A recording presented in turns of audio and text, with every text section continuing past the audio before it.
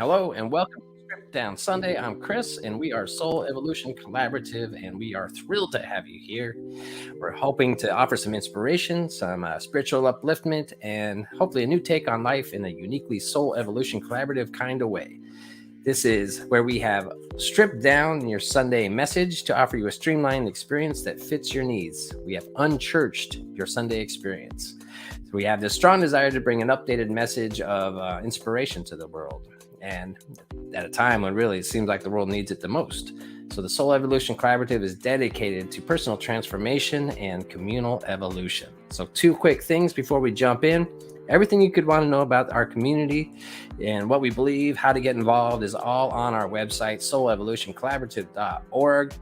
It's communities with missions like ours that bring change to the world. We are actively creating a new earth in ways of life that benefit everyone. So if you are in any way called to help continue this mission, we gratefully welcome your financial support. Donations can be made at soulevolutioncollaborative.org. All donations are tax deductible, and we just appreciate however you'd like to get involved and really create this new world with us. So all that being said, today we are questioning everything. That's our theme for the year, is living everyday wonder. So today, when I came up with the idea or followed the theme of questioning everything, I thought it would be appropriate to bring Thich Nhat Hanh into the game, because Thich Nhat Hanh was the ultimate teacher of mindfulness awareness, quite possibly the most compassionate person that has ever walked this earth. I deeply admire him. I have an affinity towards him. I share a birthday with him. He just made his transition out of this physical world on Friday. So he is no longer with us on this planet, but his presence will be here for a long time. So I'm starting off today with a reading. This is from a book called Peace is Every Step. And I love this reading, and it leads us into where we're going with this theme for today. So sit back and enjoy this reading called Flower Insights. There's a story about a flower which is well known in the Zen circles. One day, the Buddha held up a flower in front of an audience of 1,250 monks and nuns. He did not say anything for quite a long time. The audience was perfectly silent. Everyone seemed to be thinking hard, trying to see the meaning behind the Buddha's gesture. Then, suddenly, the Buddha smiled. He smiled because someone in the audience smiled at him and at the flower. The name of that young monk was Mahakashyapa. He was the only person who smiled. And the Buddha smiled back and said, "I have a treasure of insight, and I have transmitted it to Mahakashyapa."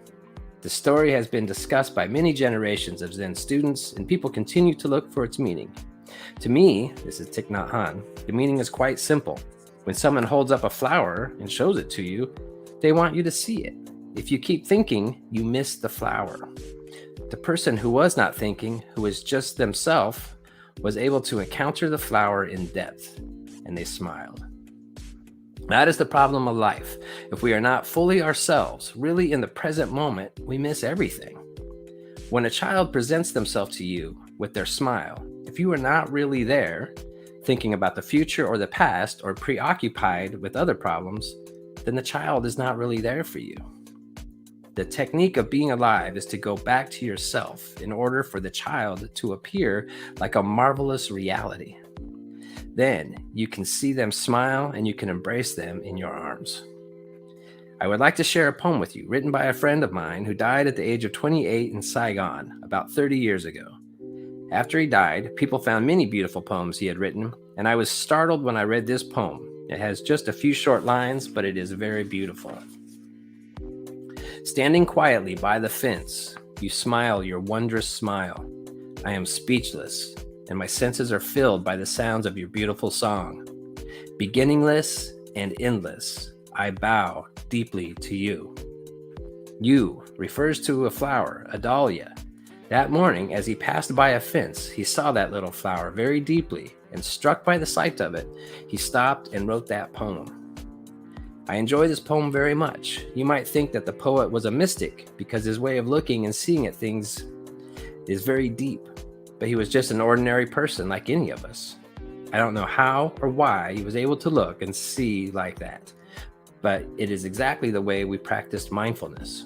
We try to be in touch with life and look deeply as we drink our tea, walk, sit down, or arrange flowers.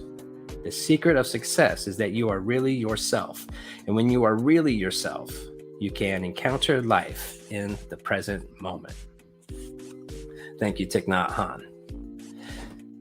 What I wanted to draw our attention to is, can you look at yourself like that flower? Can you pause, take a moment, and really try to get outside of your head and observe you for what you are? That curiosity, can you turn it towards yourself? Have you ever wondered what you look like to somebody else? What do you look like through somebody else's eyes? We go through our lives, we interact with people, and we kind of place little labels on them, things that we admire.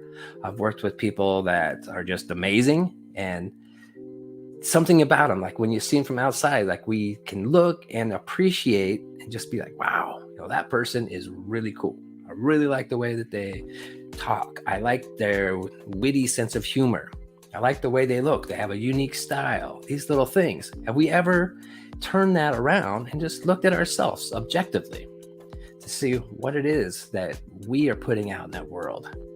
When I first started doing this practice, it kind of made me cringe, because I would do this at times when, maybe I would commit a faux pas or something like that, and wonder like, I wonder how I look to everybody right now. But the more I made it a practice to see myself, the more then I could start to look for how I can be the qualities that I would like to see in the world. So this is a practice. This is something that I want to bring to us today. When we question everything, there's lots of questions to ask, but I feel like there's some questions that are definitely more important.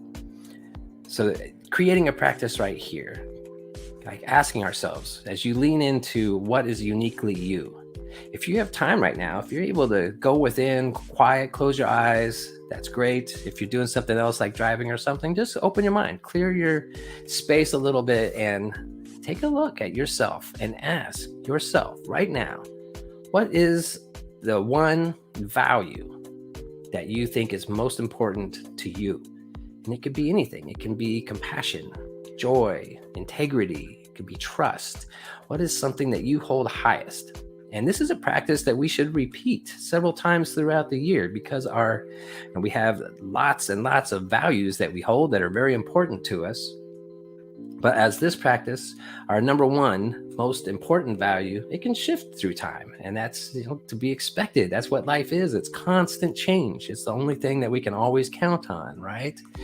So asking ourselves, what is that one value that resonates with us the most?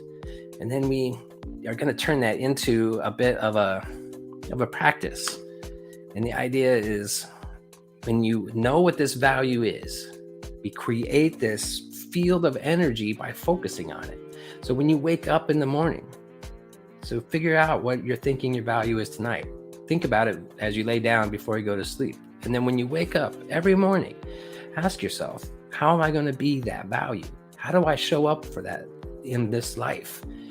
Asking and visualizing what that value looks like as you lean into that and you live that. This is a powerful practice that as we begin to do this and focus on that value, we literally create an energetic field. It is programming our subconscious mind to find that important. It uses the reticular activating system, that we show up in this world in that way. And part of this is so that we can, at the end of the day, look back and know that we created something. We came from a place of something that is more meaningful than the other things in life. Now, there's lots of times, like one thing that I have learned to, I don't want to say fear, one thing that I've learned to be aware of that I don't want to happen is I don't want to end up at the end of my life and realize I missed the things that were important. We hear this often of people that, on outside terms, society's terms, people would say they were successful, but they had this realization that there was something missing. They were chasing the wrong thing. We have many other people. who really are chasing the paycheck month to month. And it could be hard living in that way and feeling like we're missing everything. But we have something deeper within ourselves. And as we draw our attention to it, become aware of it, when we live our life from that one value that we deem to be so important, we, at the end of the day, can know that what we have done contributed to something tangible within ourselves that nobody can take away. Nobody can lessen it. Nobody can add to it. It is what we have within us that is most important. Now, when we create this field, when we wake up in the morning and think of that and make it a daily habit, it truly does create this within us, and it is tangible to other people. Thich Nhat Hanh talked about the child, when you are not fully present and you see that child that shows up smiling, or is your mind somewhere else? But when we have that field and that focus on our one deepest value, when that child shows up and you look at them subconsciously, we are creating a connection. What you have created in your field is emanating, and people can see it in your eyes.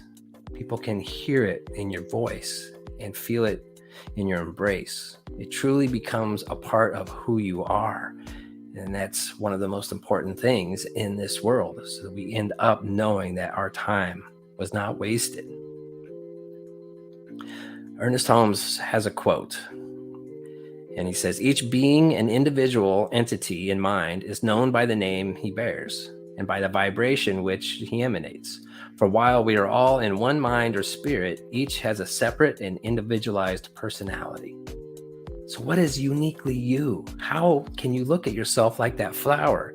Detach yourself, step back, and visualize yourself and ask, what is uniquely you? This leads us to Howard Thurman has a wonderful quote that says, don't ask, how you can change the world.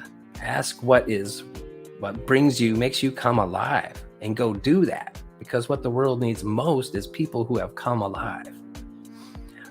Now, when I talk about this field, we really are emitting brain waves, we're emitting heart waves. We are constantly sending signals into the world. Ernest Holmes at one point has talked about us being like radio transmitters, that we are sending these vibrations out all the time, whether we are aware of it or not. It is in our being. There's one more quote that kind of leads us to this. This is Ernest Holmes in The Science of Mind on page 353. It says, "A psychic can enter the stream of thought of anyone whose vibration they can mentally contact, be that person in the flesh or out of it. And since we are all psychic," and then in hyphens says, "all having a soul element, we are all doubtless communicating with each other to the degree that we sympathetically vibrate toward each other. This is why we often feel uneasy in the presence of certain people, or when we mentally contact some condition and are aware of a disturbed inner feeling without any apparent reason." I'm imagining you've noticed this before, that you've had this feeling with people that you are picking up on a deeper energetic field. So when we think about that value, truly, we are creating that over and over. And that's what we need. Again, from Thich Nhat Hanh's story, he says, "The person who was not thinking, it was just himself, was able to encounter the flower in depth, and he smiled." And that is the problem of life. We are not fully ourselves, truly in the present moment. We miss everything. So when we think about what's most important to us, what's our number one value, then we stop missing the things that matter most to us. We stop chasing and putting too much energy on the things that really, in the long run, at the end of our lives, isn't going to matter. We want to be there. We want to be there and see ourselves as that flower. We want to be there for that smiling child that shows up in our presence that we could have missed. So as we do this, we truly create ripples. This is how we shift the world consciousness that we are in. Every little change, every time that you make a conscious choice to show up more fully, you are shifting the world. So this leads me to, it's a story And it comes from an unknown monk in the 12th century. It says, "When I was a young man, I wanted to change the world. I found it was difficult to change the world, so I tried to change my nation. When I found I couldn't change the nation, I began to focus on my town. I couldn't change the town, and as an older man, I tried to change my family. Now, as an old man, I realize the only thing I can change is myself. And suddenly, I realized that if long ago I had changed myself, I could have made an impact on my family. My family and I could have made an impact on our town. That impact could have changed the nation, and I could have indeed changed the world." But I say to us that we actually do have power in the way that we show up. I want to draw attention to the wording that's used in this little story. The beginning says, I wanted to change the world, and then I wanted to change my nation, wanted to change my family. But the subtle difference comes in the second half when he says, instead of changing my family, I could have made an impact on my family. I want us to think about that, making an impact. Quite often when we get upset in the world with other people around us, we have this notion that we wish they would change. We wish we could change them. We wish we could change the way people act and feel. But one thing that we know is we can't change people. And really, nor would we want to, because it is that broad spectrum of varieties and diversity of people that make the world such a unique and rich place that brings us a whole spectrum of experiences. But making an impact is something that is powerful because it doesn't change the essence of what the people are. It leaves an imprint that, if we are able to impact in a positive way, something that we hold as a deep value to us, then that impact has influence and it shapes the world around us without disrespecting the autonomy of the person that we are with. So it's most important that we really draw our attention to how we impact the world, and our thoughts, our consciousness, what we hold all the time is where we truly have the deepest power. So let's think about how we shift the world and begin within, because that's the only place it can be. So if you're comfortable and you're able to close your eyes, go for it. If not, just open up and let these words kind of go through you. We're going to cement this in through affirmative prayer, whatever you want to call it. We are setting this affirmation and opening up to this deeper thing. So as we do this, we draw our attention to whatever image for you creates the ineffable. Maybe it's the mystery of the universe, the vastness of space.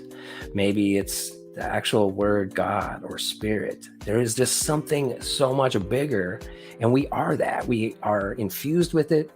It is all through our being. We are living within that. It is all that is, this infinite thing.